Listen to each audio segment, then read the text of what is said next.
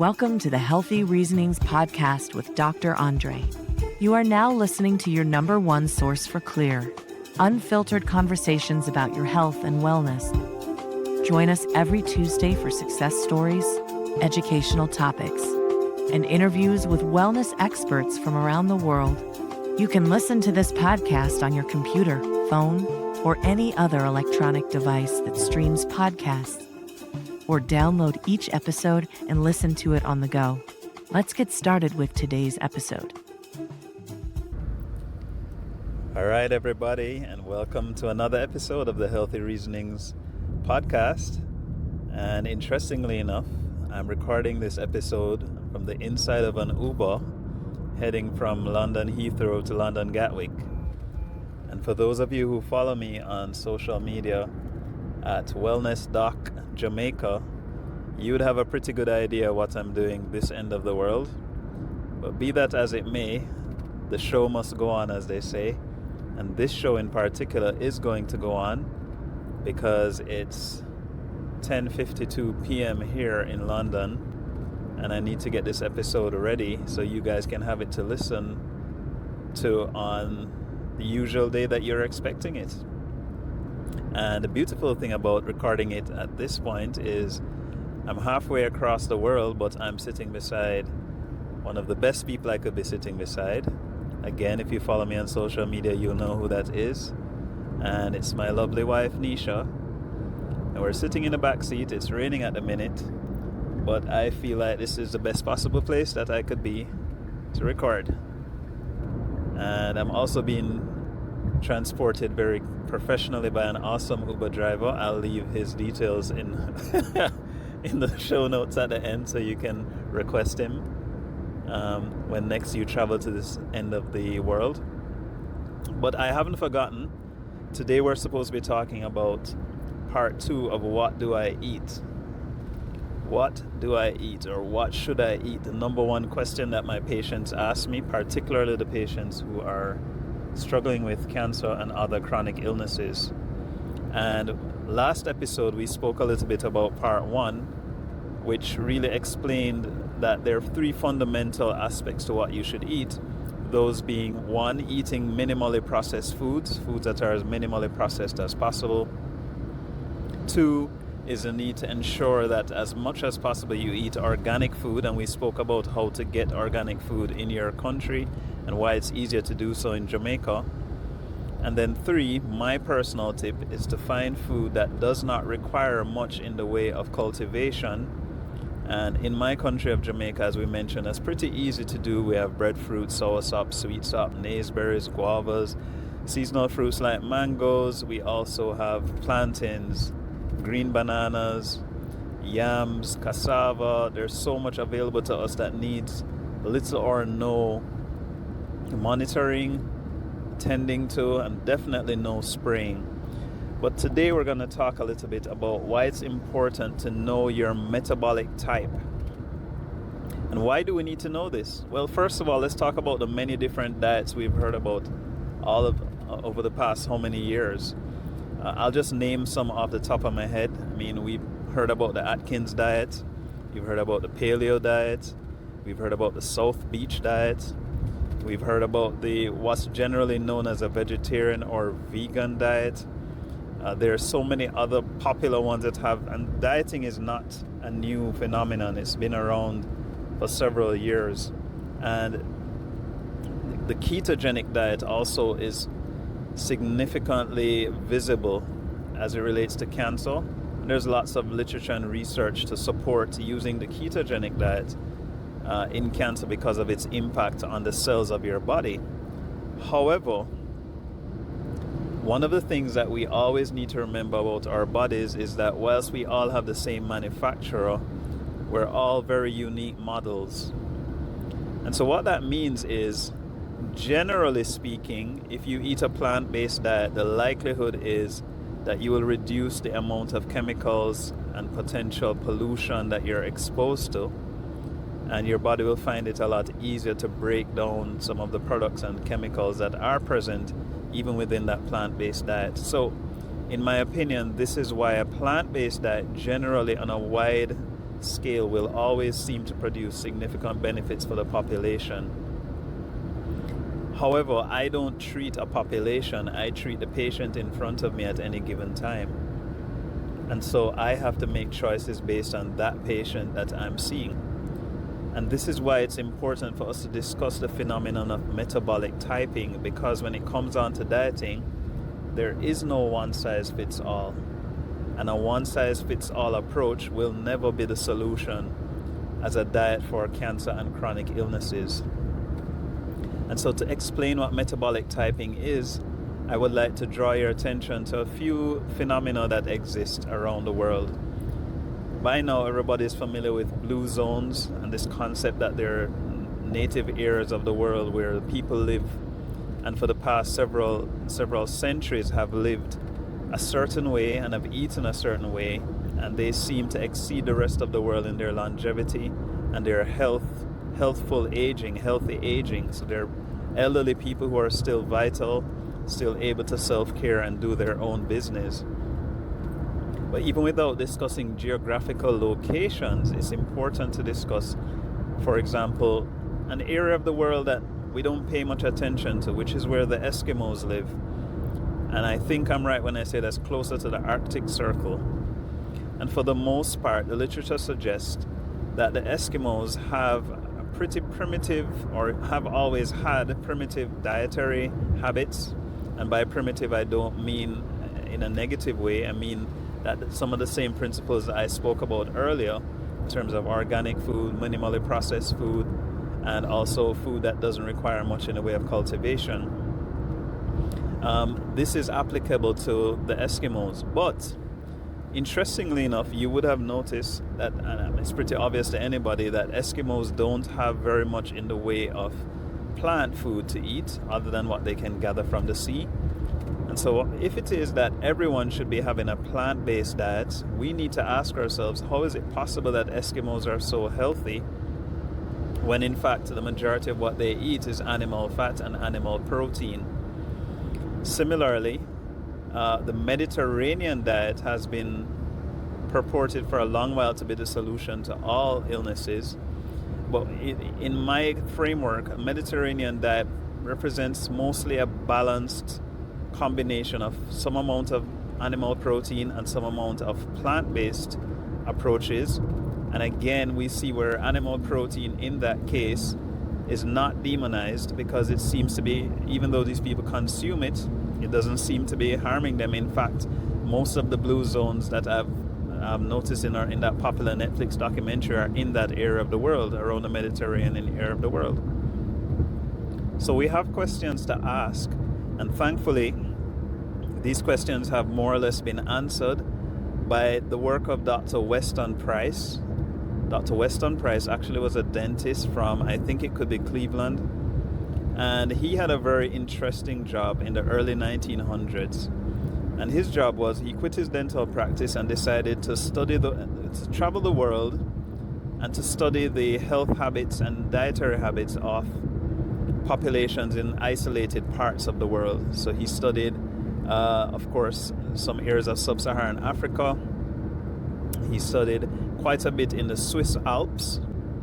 And one of the interesting stories about his journeys is that he found that in areas of the Swiss Alps where people consumed what were known as traditional diets, meaning grains that were recently harvested, milk that had just been milked from the cow, and of course the meat from the cows in the small amounts, he found that the health of the children in particular there was so much better than just on the other side of the Alps, where the more wealthy, commercialized population existed. And these young people were having chocolate and bread and pastries, which in theory are the same grains and the same dairy, but much more heavily processed. And what he found was that these young people had, these children in particular, had significantly more dental caries. They were significantly less healthy in overall appearance.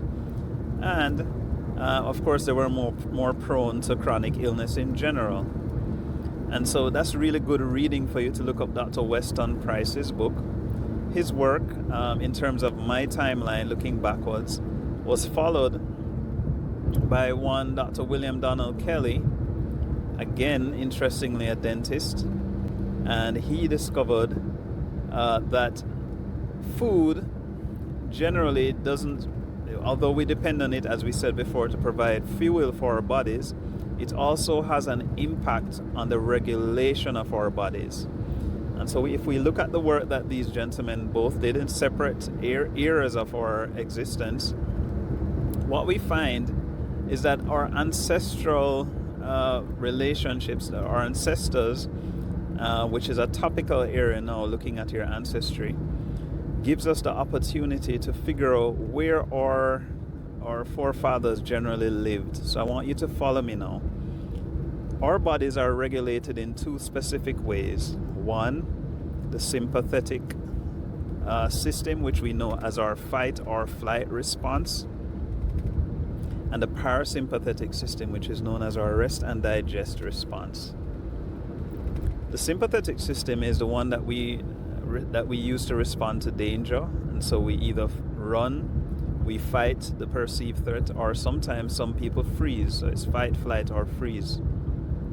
The parasympathetic system usually kicks in after the threat has passed, and at that point our body is able to rest and digest again. So for example, if you had a perceived threat now, your heart rate would increase, your breathing rate would increase, your eyes, your pupils will dilate to allow you to see better. You'd have less blood flow to your stomach and intestines because you don't really need those, and more blood flow to your muscles to enable you to run or fight. After the threat has passed, your heart rate would slow again, your breathing would slow, you'd become calmer, and you'd have probably more blood flow to the bowels, which some people end up experiencing as a case of unfortunate emptying of the bowels after the threat has passed.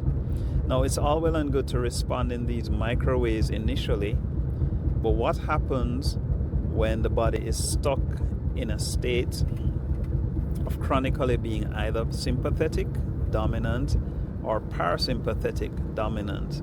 It means your body is not centered and not balanced, but it's actually stuck in a fight or flight response, or it's stuck in a rest or digest response. So before I explain to you how those two tie together with nutrition, I want to take a moment to pause for our usual announcements to remind you about our sponsors for this episode.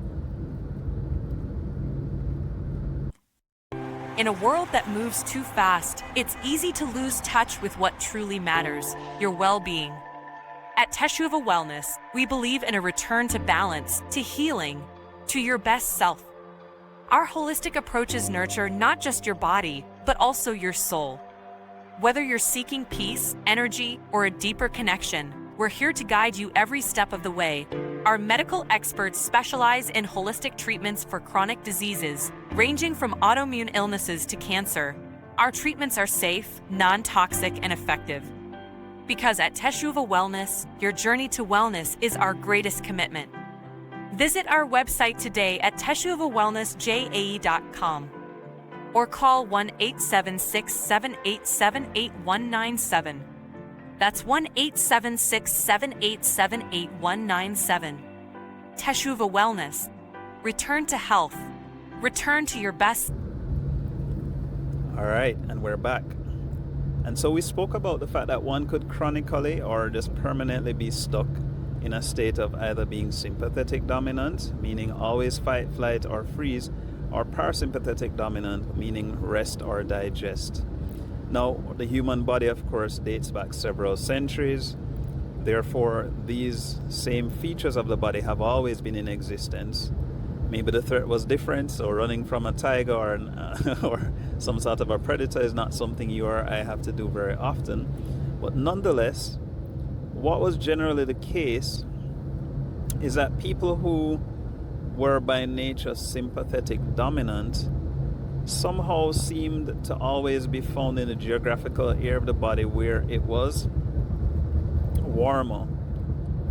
And the warmer climate, as well as the food available to them, which was in the most cases a large amount of grains, would ensure that though their system was often in fight, flight, or freeze mode, the warmth of their climate would allow the body to move towards being parasympathetic. And this is where we got the whole concept of being acid or alkaline. So the warmth of the area and the food available to them would make them more alkaline. In contrast, people who were parasympathetic dominant, meaning a lot more restful, often digesting, those people tended to exist in very cold climates, as I mentioned before, the Eskimos. And again, the meat-based diet that they would have would ensure that for the most part they would often have the stimulus to become more acidic. So between the climate and the food available, most of our forefathers, our predecessors, were pretty balanced overall, and that's why they were so healthy, especially the more primitive tribes. Now fast forward to 2024, where we have a whole storm of advice being sent to us, where everybody is being told to eat either one way or the other. And if you're a listener to this podcast, I'm sure you've tried a diet at one point or another, and I'm pretty sure that it has not worked for you, because nobody anymore really has one specific ancestry. It's very rare with the globalization that has taken place. I mean, look at me. I'm in London, and in a few more hours I'm probably going to be back in Jamaica. The speed at which people can travel, the modernization of living and food availability has made our ancestral interactions or our mixed ancestry is more likely now. And I was just having a discussion with some of my friends about this. It's very rare to find somebody who's purely one race, for want of a better word, or nationality or ancestral genetic pattern anymore. What you often find is a mixture of different patterns. As a result of this, to prescribe the same diet for everybody will totally ignore the likelihood that they may have had ancestors who had a different requirement for food. And so the food that we eat is a part of helping to balance our regulation of our body. It's not just about fuel or vitamins or minerals or even just taste.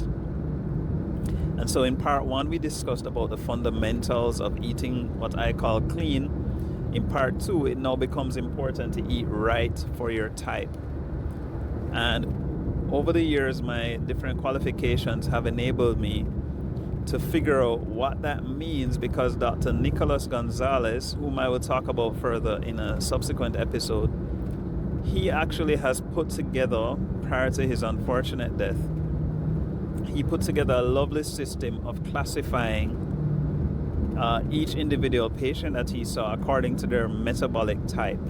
And this metabolic type was determined by several different ways, and we can talk a little bit more about that in that episode. Hopefully I'll be able to actually interview a very important person in his story, and so you'll hear a lot more about that. But what I'm trying to say in this episode is simply this: it's important for you, especially if you are struggling with a chronic illness, or worse, if you have a family member who has struggled with a chronic illness and you think that you may be at risk. It's going to be important for you to know as early as possible what your metabolic type is, because the food that you eat next is going to be important to immediately start helping your body to regulate itself again.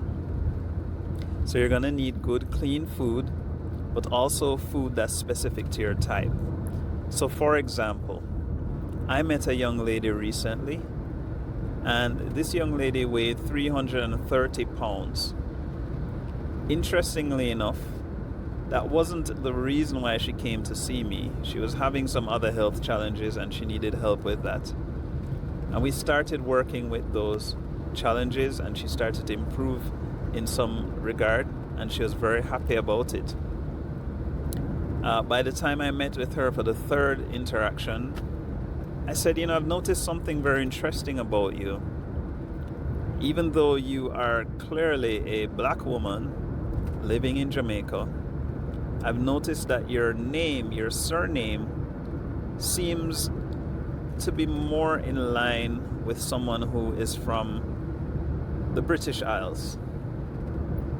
And that particular name is very unusual in Jamaica. So could you tell me a little bit about your ancestry? And she smiled nicely and told me, indeed, her 2 generations back, her forefathers had come directly from the United Kingdom. And naturally, I started to get excited because I thought to myself, well, here we go. I said, how have you been advised to eat over the years? And she said, well, the typical advice, you've been told that you have too much weight on, and so you need to eat more vegetables. And I've tried eating vegetables all the time. I've tried fasting for as long as I could take it. I've tried every single diet that's been out there. I've tried it and it has worked for a little while. I've lost maybe 2 pounds, and lo and behold, as soon as I stop the diet, the pounds come right back, and sometimes I exceed where I was before. And so naturally I said to her, well, let's take a gamble here. I'd love to be able to metabolically type you, but I think it might be a little bit pricey for you at the moment. I asked her a few questions to kind of get a general idea about what her type might be. I said, let's try this for a few weeks. I would like you, over the next few weeks, every opportunity you have, to eat as much red meat as you can. You're going to get some nasty looks. You're going to get some questions for sure. But every time food is offered to you or you have the opportunity to have a meal, eat red meat and tell me what happens. And of course, she gave me the deer in the headlights look, and I said, don't worry, I'm a doctor. I'll help you. And yeah, would you believe, in 2 weeks when she came back to see me, she walked in. She had not, the nurse had taken the weight, but she had not checked what it was. And she had a bright smile on her face. And I said, what's happening? She said, Doc, I did what you told me. I ate as much red meat as I could every chance I got.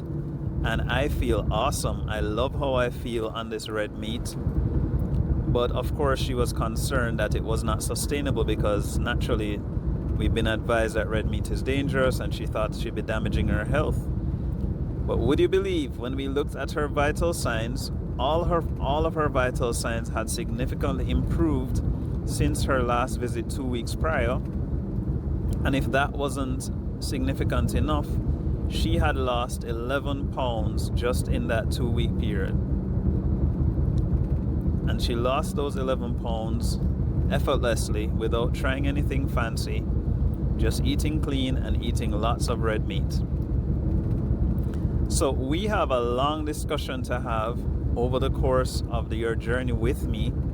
You'll hear me making reference to some of these concepts in the future. But I wanted this episode to reflect the simple fact that we need a revolution in how we discuss diet. We need a revolution in how we do healthcare.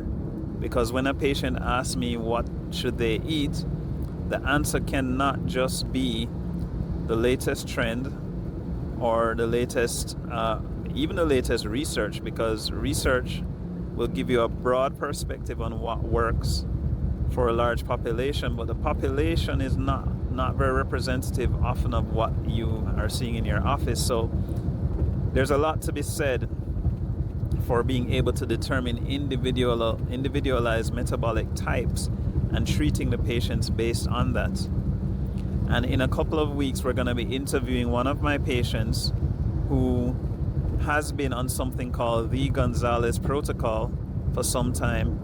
And you're going to hear her experience. Again, someone who was told to have a plant-based diet, felt horrible on it, and began to have animal protein and began to experience significant health changes. Now, I must say the reverse is also true, because there are people who have been told that they should eat, for example, lots of animal fat, like the paleo or ketogenic diet, and they've run into trouble because, again, their body's regulation has been affected and they have not been able to get the health benefits that they want. In fact, some of them have unfortunately gotten worse. So I'm not bashing one diet or the other, because every one of the diets that we've been told is helpful is actually helpful, but in the right person. And so we're gonna have to talk a lot more about metabolic typing. I'm gonna be bringing on some surprise guests. I hope this has been enough of a foundation for you to understand. And of course, I'd love for you to visit the website, Teshuva Wellness, TESHUVAWELLNESS. You type that in and you'll be able to hear more about the work that we're doing, and you'll be able to see some patient testimonials of some of the things that we've been able to achieve by putting the right foundation in place. Now, I know I'm probably going to spark lots of questions and comments, and I welcome them. So if you're listening to this podcast on Spotify, for example, I'd love for you to send me your comments. I'm going to put a little poll attached as well. If you're not listening on Spotify, still reach out to me on social media at Wellness Doc Jamaica, WELLNESSDOC JAMAICA Jamaica, Wellness Doc Jamaica. I welcome the comments and questions, and there are other ways that you can get in touch with me in the show notes. We're going to take a pause just to emphasize that point once more, and then we're going to wrap this up. All right, thank you to all of you who stuck with me through this episode 4, I believe it is. And it's a part 2 of what should I eat, or what can I eat? The number one question patients ask me. We are just setting foundations for the most part now. And after this episode, we're going to move into a lot more of the more specific concepts. I want to emphasize again that this podcast is not intended to serve as medical advice for your specific condition. If you have a specific medical concern, please reach out to your own physician, or find a physician who you trust to give you advice unique to your personal situation and concern. I'm just sharing concepts here and sharing some of my experiences so that you can understand. I want to thank you for listening again to the Healthy Reasonings podcast. I want to encourage you to make this a two-way conversation. So please feel free to reach out to me as necessary, and I'll be happy to talk more on this. There's lots of other things coming up. I'm going to be doing a few courses, video courses that you can watch. For those of you who need more details and extended explanations, I'll be happy to do that. So listen out for those. And I want you to have a great, safe rest of the week. Right now, I'm looking through the windscreen at rain, and I know I'm going to be safe. I want you to also be safe, and we will talk again soon.